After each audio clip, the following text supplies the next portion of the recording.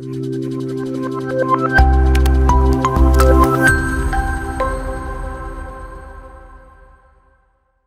everyone, I'm Suruchi and today I'm going to be a tutor. So today we're going to start with the unit 2 of block 1, that is social cognition and attribution theory. So let us begin. First, we'll begin this unit by understanding person perception and social cognition. So it consists of a very famous experiment by Harold Kelly in 1950. So let us understand what this experiment was all about. So in an early study on person perception, Harold Kelly in 1950 gave a group of students one of the two descriptions of a lecturer whom they have never met. Then had the lecturer lead a discussion. In one of the cases, students were told that the lecturer was rather a warm person, very determined and practical.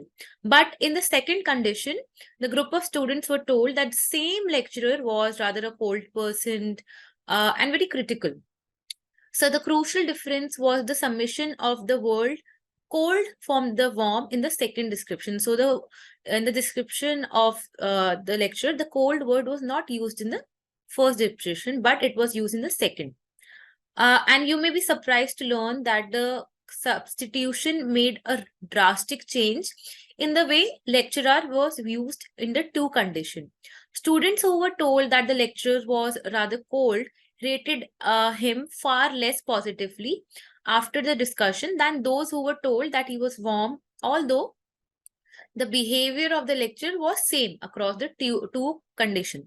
So through this experiment, Kelly draw, which is now being considered a classic experiment, this experiment illustrates that an early view of a person perception, which concentrated on the way in which individual focused on particular traits, will form an overall impression of others.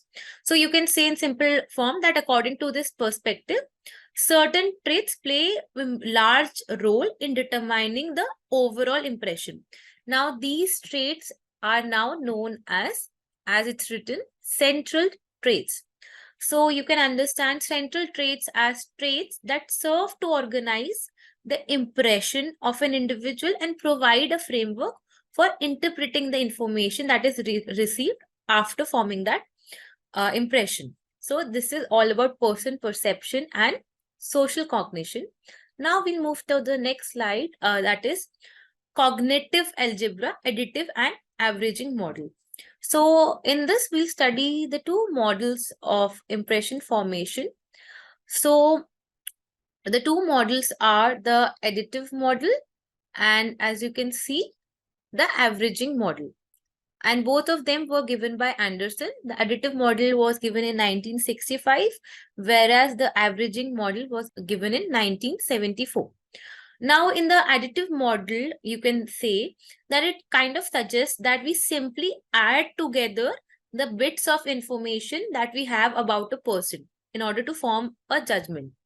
And this can be illustrated, you can say, through an example, which will I now discuss with you. So, for example, if we learn that a new person is adventurous, bold, caring, we simply assign one value on some hypothetical scale and then add together. And for example, if each of this trait is representing a number, for example, boldness 5, caring 9, then we'll add the scores of all together and they'll divide by the number of trait, and then it will give you an average. So you can say, as a consequence of such a model, that it helps in the inclusion of more positive traits on a list and it will lead to a more positive impression. Now, we'll move on to the next model, that is averaging model. So in 1974, Anderson, on the other hand, suggested that although we start in the same way in an additive step that we discussed in the previous model, in which we divide the number of traits to form an average, what is more important than that is that this model is the inclusion of additive information does not necessarily make the impression more positive that we discussed in the first one. Rather, it depends on the nature of new traits. So it doesn't mean that more positive traits will lead to more positive impression. It also includes whether there are any new traits. So this is the meaning of the two models here. Now we'll move on to the next part of this unit, which is impression formation. So let us begin this topic of impression formation, and in it we'll study important features like schemas and prototype. But before beginning with schemas and prototype, we'll study about a classic study by Lutyens in 1957. And through this, we get to know 4 important effects. So the first one is primacy effect. So it means that early information has a stronger impact than a later information. If I were to told you about, give you an information maybe about a person, and maybe I'll describe the person through 7 or 8 lines. So it is just according to that effect, all the traits or the information that I'll give in the early on in the paragraph, maybe in the first 2 lines, they will play an more important role than rest of the information in impression formation. Then the second effect is recency effect. So recency effect says that later information is more important than early information. So there are certain circumstances in which the later information has a stronger role on impression formation, and that later information is more critical in the following cases. So the first case is second evaluation is needed in cases where the person doesn't feel that the first hand information was more return, the person may go through that information again. So in that case, the second later information is has more influence on impression formation. Then the second is large time span between the presentation of new information. So in this case also. And the third case, the initial exposure. So in these 3 cases, a recency effect will be more possible. So now we'll learn about 2 very important concepts, that is schemas and prototypes, which I'll discuss with you one by one. So the first one, schemas. So you can say we hold schemas relating to everyday objects in our environment. So you can say schemas are a kind of organized body of information stored in our memory. These are kind of a visual representation that helps us to organize information about other people, be it living thing, or you can say non-living things. So this is all about a schema. And most importantly, if we look schemas from the point of view of social psychologists, we hold schemas, according to social psychologists, we hold schemas for particular people. For example, we have schemas for a brother, sister, what a mother is like, what are the typical characteristics of a mother. And then according to social psychology, apart from particular people, we also hold schemas for classes of playing a given role. For example, teachers, librarians. So according to this, schemas provide us a way of organizing behavior into meaningful wholes. Then the next concept is prototype. So the personality types that we derived in the cases of person perception are organized into schemas, which are known as prototypes. Now, prototypes are a type of schema that organize a group of personality traits into a meaningful personality type. So you can say the most important type of prototypes lies in 3 directions. So first of all, prototypes allows people to recall more readily, recognize, and even categorize information about others. So you can say, in a sense, all information processing capabilities are enhanced through the use of prototypes. Then the next point is, prototypes help us to organize the social world around us. So it helps in this also, in categorization of social around us. So you can say by observing relatively few traits or behavior about other people, we are able to categorize those people into certain prototypes. And as we are able to categorize people into certain prototypes, this categorization further helps us to form expectation about how these people will behave in the future. And lastly, prototypes allow people to plan behavior in social interactions more readily. So this was all about schemas and prototypes and what are the respective importance. Then we'll move to the next topic in this unit, that is attribution. So attribution simply means how we assign the causes of other people behavior. So the first one is situational versus dispositional causes. So I'll explain you this one by one. So behavior according to situational versus dispositional cause, behavior will be attributed to an external cause when external reasons are more likely or possible. On the other hand, a behavior will be attributed to a dispositional factor when external causes are unlikely. So it's a kind of vice versa condition. And in an experimental demonstration in 1961, asked students to rate personality of a job applicant who presented himself as either having or not having the characteristics that were required for the job. Subjects were confident about assessing the candidate's true personality only when the candidate displayed traits that were not related to the job requirement. So through this example, we can understand why sometimes we assign it to situational or dispositional cause. Now, the next one is covariation principle. So we'll discuss a covariation principle. Okay, so can you see a table here, like it's written whether the attribution to it is to an object, entity, or circumstances, or the information pattern is inconsistent or distinctive. I'll explain you these terms. So according to covariation principle, an observer can use one of the three specific types of causes to explain the effect. The first one is, you can see, the actor. So the actor is the individual who is demonstrating the behavior. Then entity. Entity means the target person or the thing at which behavior is directed. Then circumstances. Then circumstances mean the setting under which the behavior occurs. Then the third term, consensus.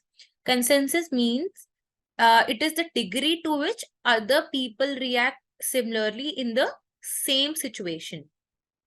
Then the next term is consistency. So consistency is the degree to which the actor behaves in the same way in other situation. Then the last term is distinctiveness. So distinctiveness refers to extent to which the same behavior occur in relation to other people or stimuli. So you can see this through permutation is combination. If the information pattern is consistent, is in relation to attribution is to an object, then the information pattern becomes high. So like this permutation and combination, you can understand how each of them will lead to a different kind of attribution. So Kelly basically suggested that we make attribution to either dispositional factor, that is something about the person, or situational factor, that is situational factor means something that is about the target person or particular circumstances. So this was about covariation principle. Then the next aspect of this attribution is from the acts of disposition. So from the acts of disposition as given by Edward Warner and Keith Davis is, according to it, attribution can be affected by the following. It can be affected by social desirability, how desirable is the other people, non-common effects, that is learning of behaviors from other, like second-hand information, corresponded inferences.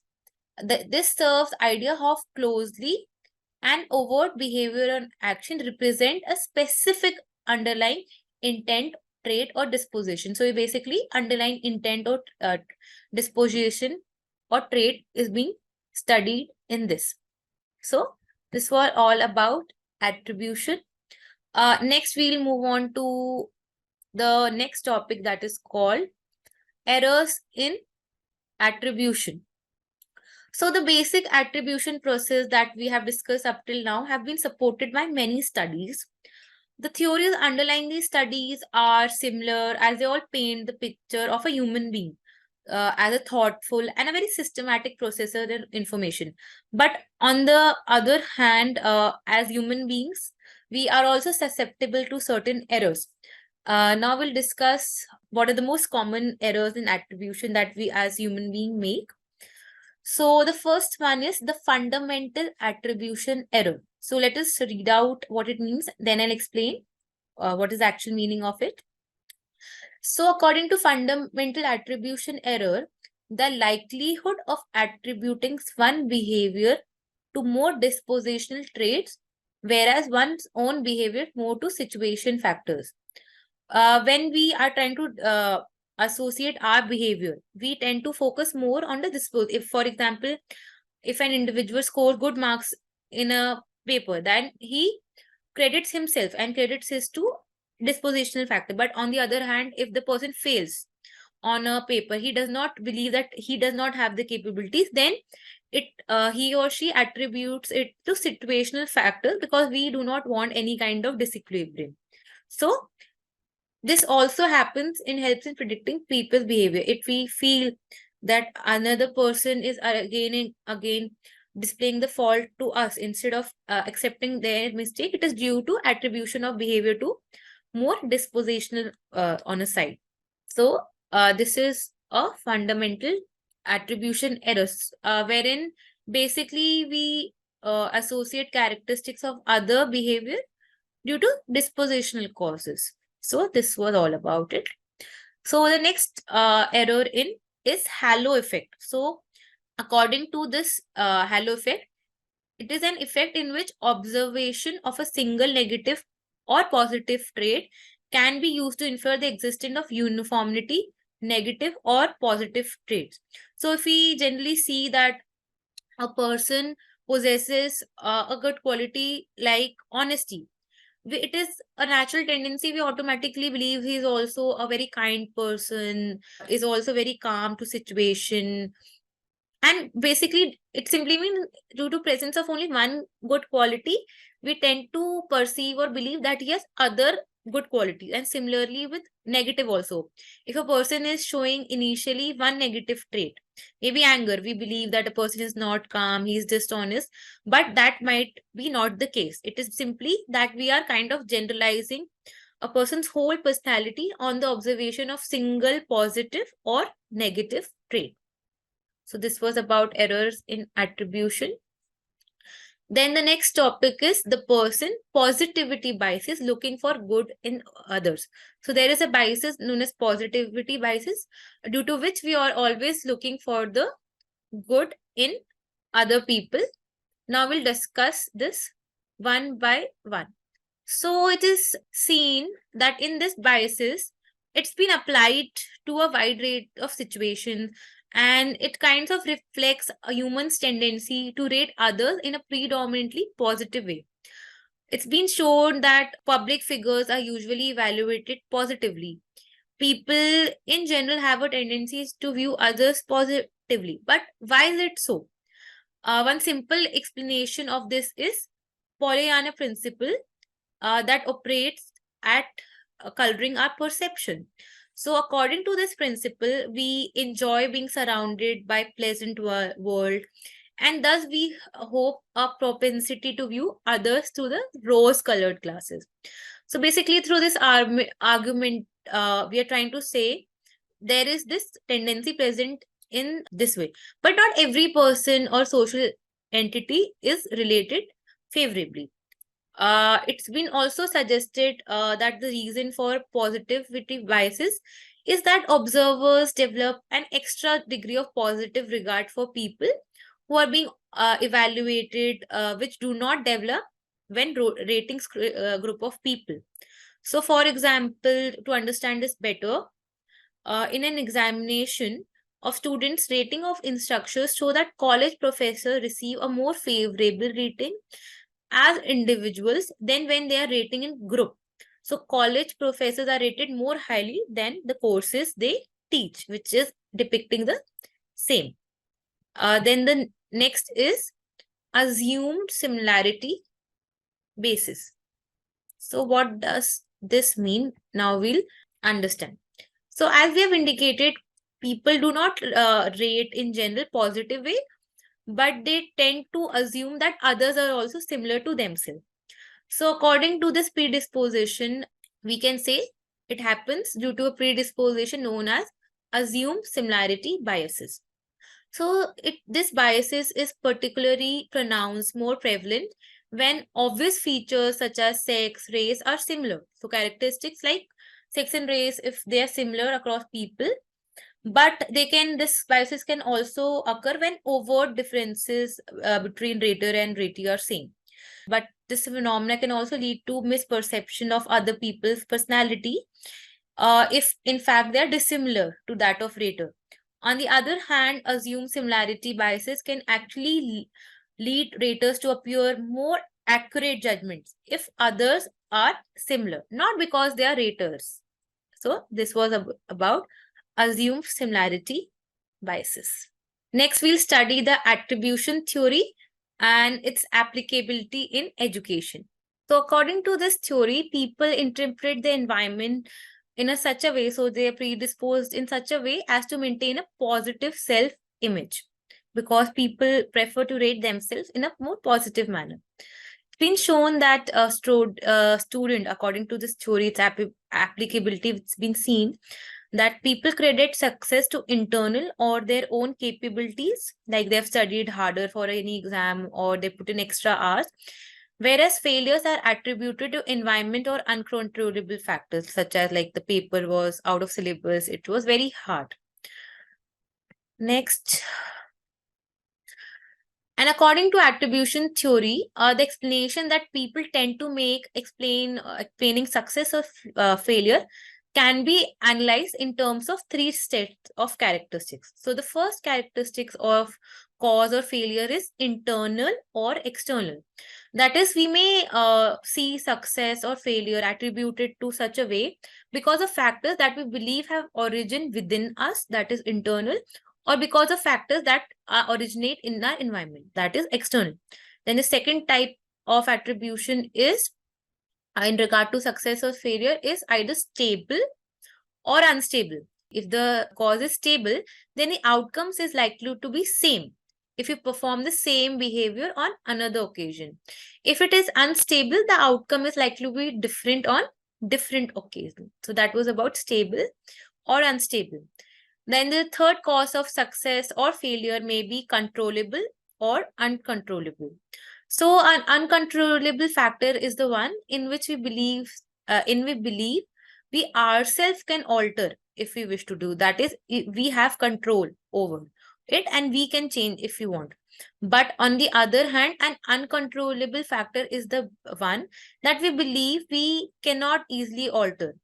An internal factor can be controllable, like putting in more effort, time, or uncontrollable, that people cannot change, for example, their intelligence level.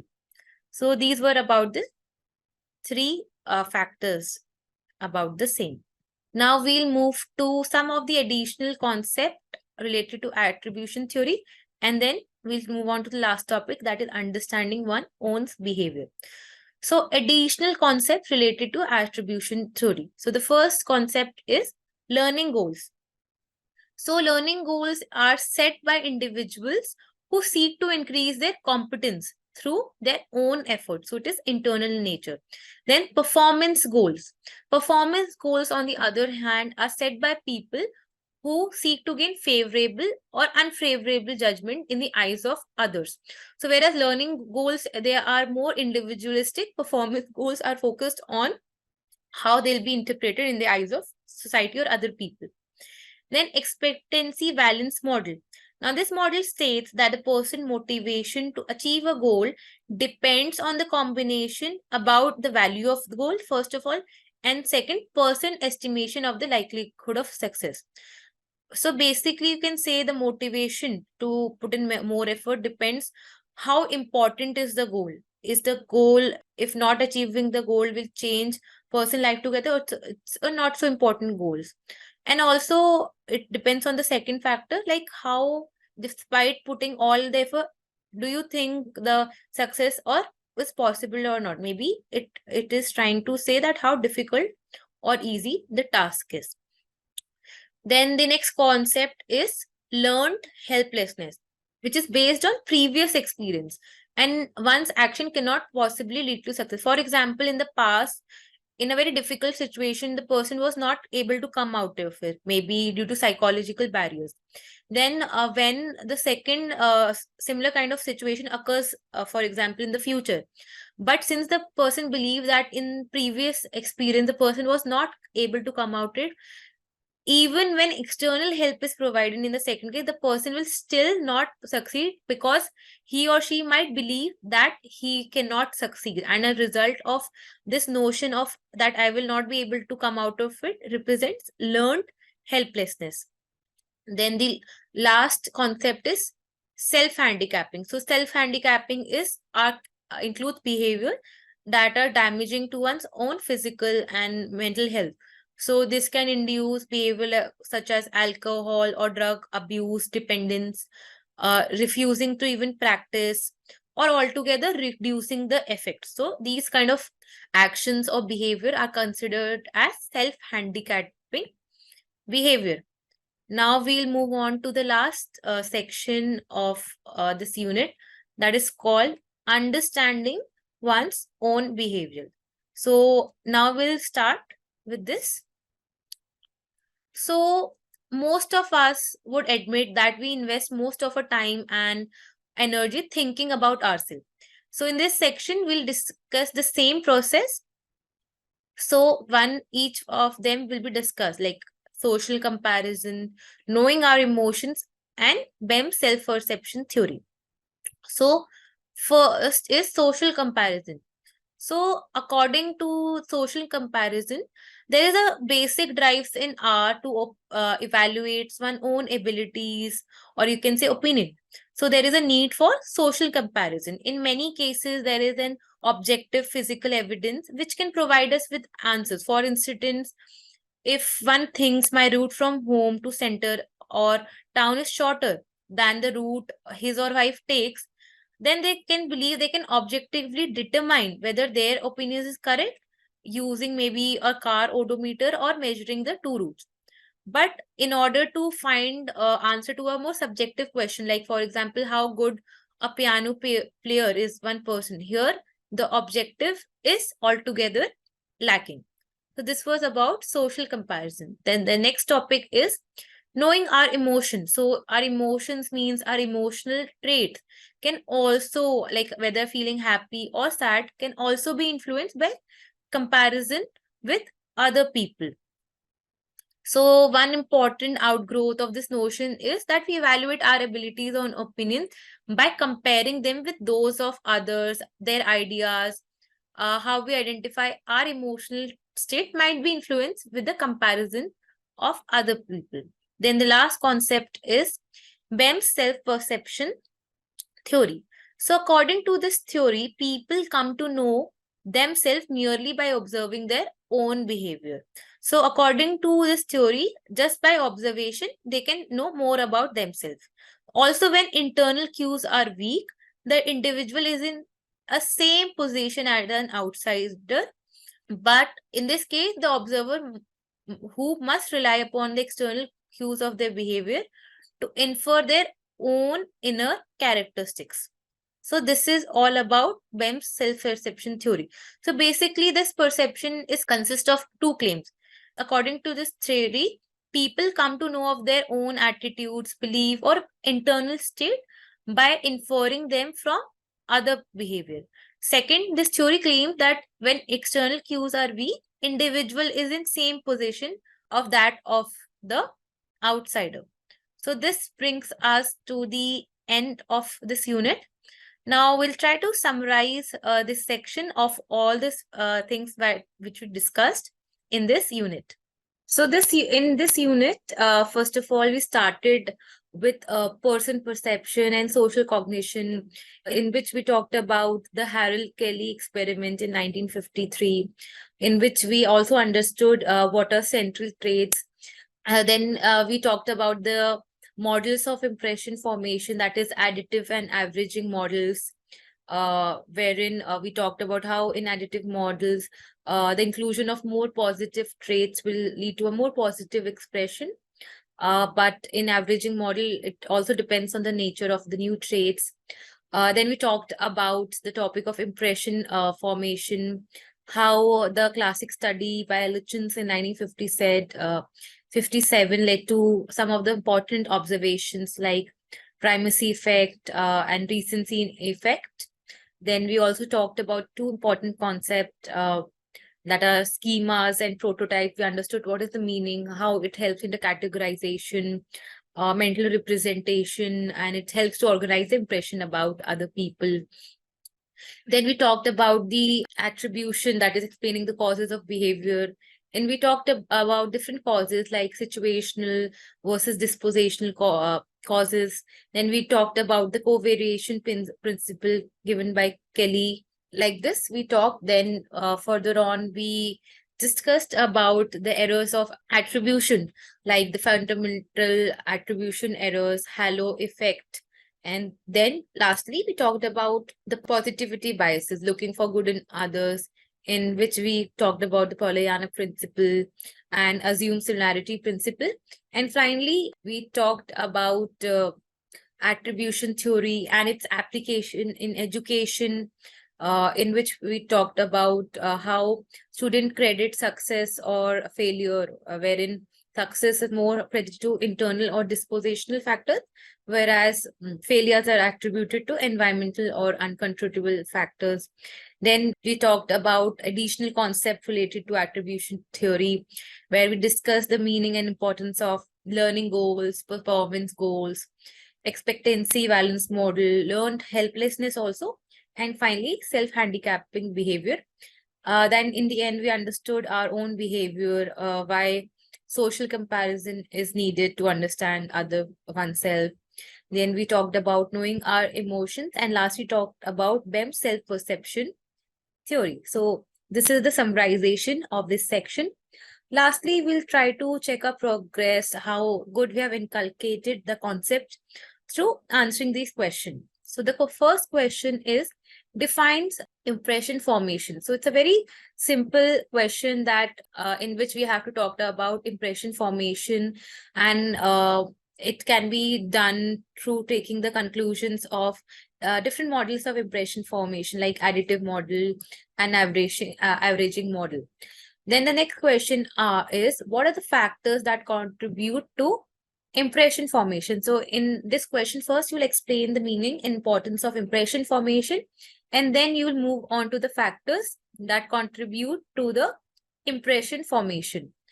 So you can talk about factors like primacy effect, recency effect, how in recency effect, second evaluation is needed, and initial exposure is needed. And then in the next question, it says, what are schemas? How do they hold our impressions together? So in this, you have to give the meaning, importance of schemas, give one example, one or two example. Then in order to answer the second part, that how do they hold our impressions together, you give in this the features of schemas, like it helps to organize the impression through organizing pieces of information which are stored in memory. So like this, you can give some pointers. Then the last question is, what are situational and dispositional causes? So in this, you will explain both the causes in detail here, and give, if possible, give one or two examples also here in order to answer this question. Then finally, if possible, you can give an example explaining both the causes through an example. For example, in dispositional causes, it's more of an internal aspect, and you can give example in which cases situational causes are more possible, and in which situational causes are more possible. So like this, you can illustrate this. So this brings us to the end of this unit. I hope to see you in the next unit soon. Till then, take care. Bye bye.